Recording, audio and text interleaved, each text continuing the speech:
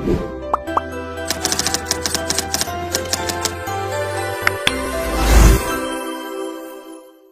ini 2 Februari 2023 adalah hari ulang tahun ke-91 kelahiran seniwati Datuk Seri Maria Manado. Beliau dilahirkan pada 1932 di daerah Manado, Sulawesi Utara, Indonesia, dulunya dipanggil Dutch East Indies. Beliau terkenal juga di gelaran Ratu Pontianak kerana filem lakonan beliau itu mendapat sambutan hebat dan telah menjadikan dia tiba-tiba popular walaupun beliau sudah pun berlakon sejak tahun 1951 lagi ketika usianya seawal 15 tahun lagi. Pada awal karirnya dia terkenal sebagai Ratu Kebaya, kemudian jadi bintang filem berlakon bersama P. Ramlee, falam filem penghidupan dan perhentian pada 1951, tapi filem Pontianak 1957 telah menjadikan namanya menjulang dan sangat popular. Filem terakhir adalah Raja Bersiung 1963, sebelum berhenti berlakon dan berkahwin kali kedua dengan Dim almarhum Sultan Abu Bakar, Sultan Pahang keempat pada tahun 1963. Ini adalah gambar seniwati Datuk Seri Maria Manado bersama Allahyarham Tun Abdul Razak di Istana Pahang. Ketika ini, Maria Manado telah menjadi permaisuri kepada Sultan Abu Bakar, Riayatuddin Al-Muazzam Shah Ibni almarhum, Sultan Abdullah Al-Muqtasim Billah Shah, Sultan Negeri Pahang keempat. Pada tahun 1959, seniwati Maria Manado telah menempa nama sebagai wanita pertama yang menjadi produser dalam sejarah perfilman Malaya dan Singapura dengan menubuhkan syarikat perfilmannya, iaitu Maria Manado Productions, MMP. Akhbar The Straits Times bertarikh 16 Julai 1959 telah melaporkan bahawa filem pertama terbitan syarikat MMP berjudul Korban Fitnah dan bajet untuk pembikinan filem ini adalah sebanyak $50,000. Agak menarik di sini kerana pada tahun 1959, Maria Manado telah mampu untuk menubuhkan syarikat perfilman beliau sendiri walaupun baru 10 tahun menceburkan diri di dalam bidang seni. MMP juga telah bekerjasama dengan pihak Cathay Organisation untuk menayangkan filem-filem terbitannya di beberapa buah pawagam milik syarikat itu. MMP juga menggunakan khidmat tenaga kerja dari studio Cathay Keris ketika menyelenggarakan sesebuah filem. Akan tetapi, syarikat ini hanya menerbitkan 5 buah filem sahaja sepanjang mereka beroperasi dari tahun 1959 sehingga 1963. Filem-filem terbitan Maria Manado Productions. 1. Korban Fitnah, 1959, arahan P.L. Kapoor, Usmar Ismail. 2. Daraku, 1963, arahan Raman B. Estella. 3. Bunga Tanjung, 1963, arahan Raman A. Estella.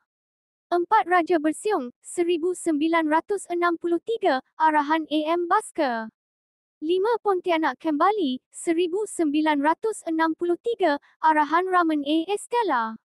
Filem Korban Fitnah turut dibintangi oleh pelakon-pelakon dari Indonesia iaitu Sukarno M. Noor dan A.N. Dallas.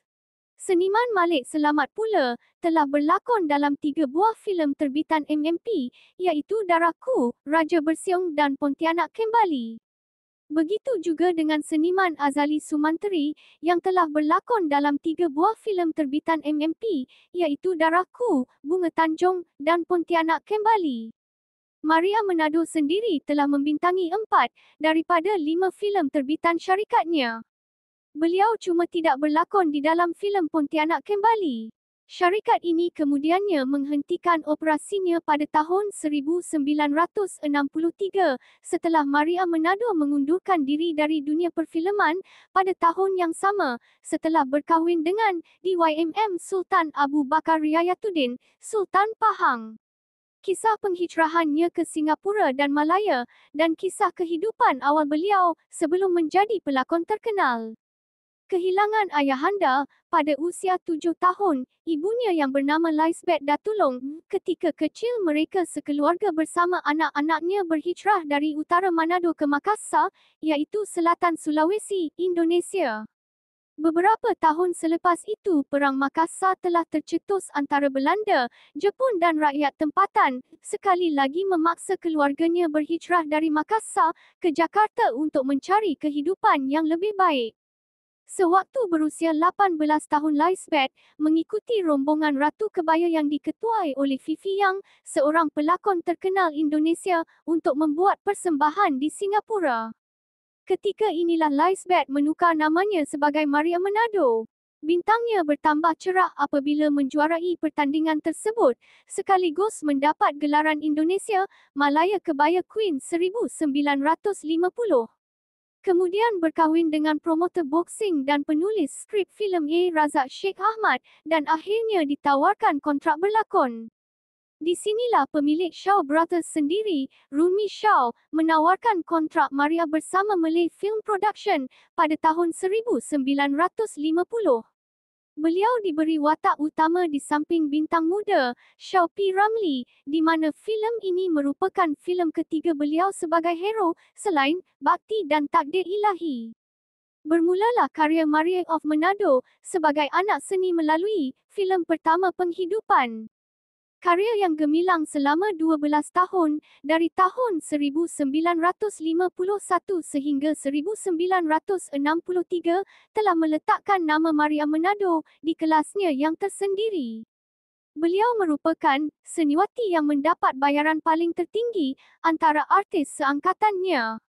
Berlakon sebanyak 55 buah filem, dan pernah merakamkan lebih 100 buah lagu 50-an yang paling top mengalahkan Saloma. Selain itu, menerbitkan 5 buah filem.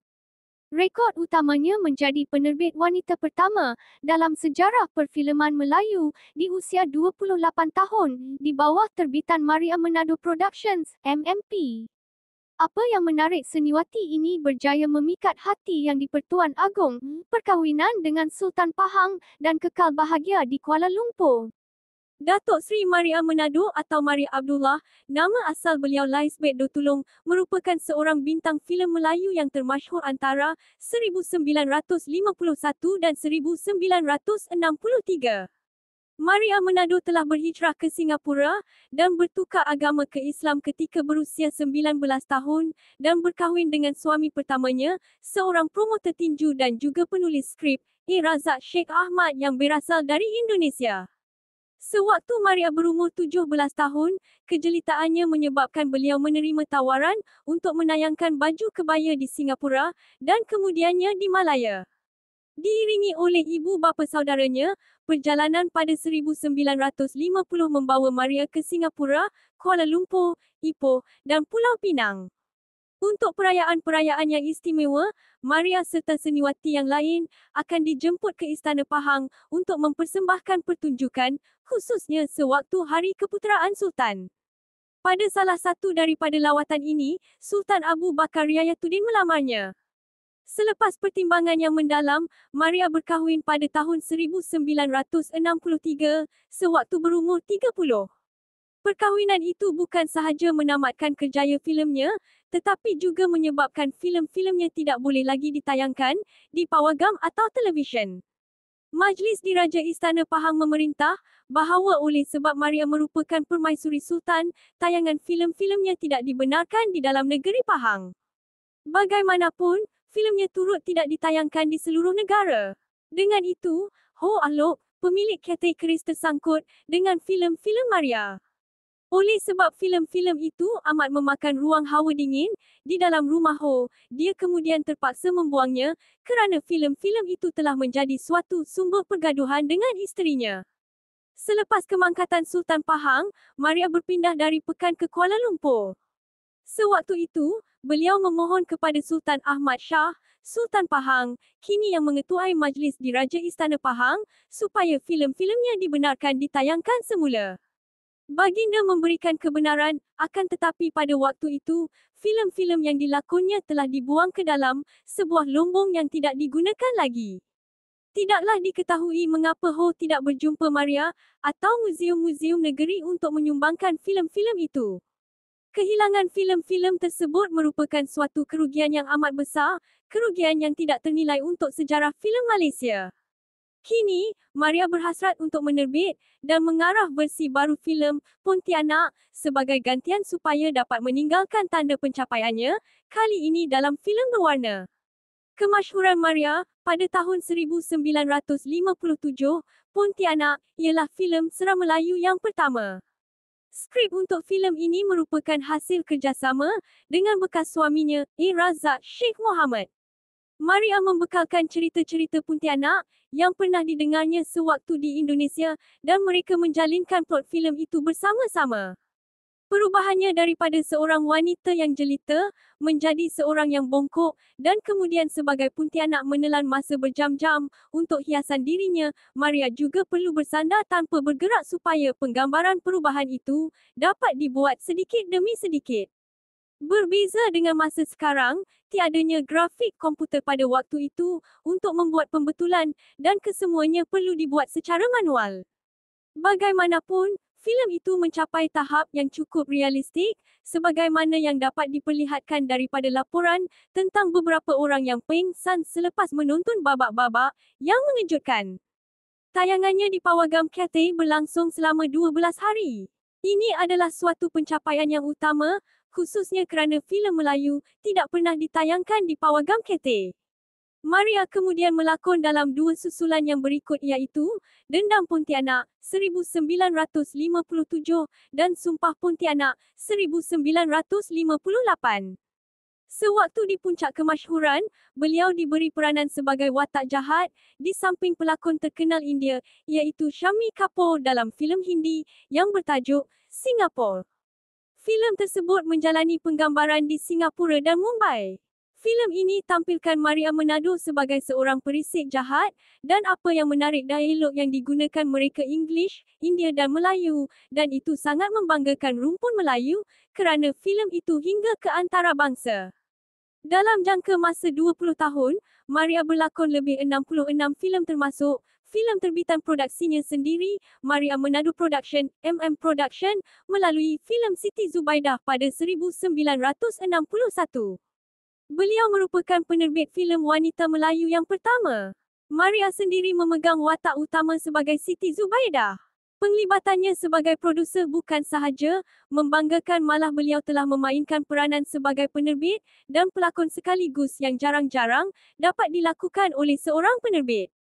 Kini umur Maria semakin uzur 98 tahun, semoga seniwati Maria Menado diberikan kesihatan dan panjang umur.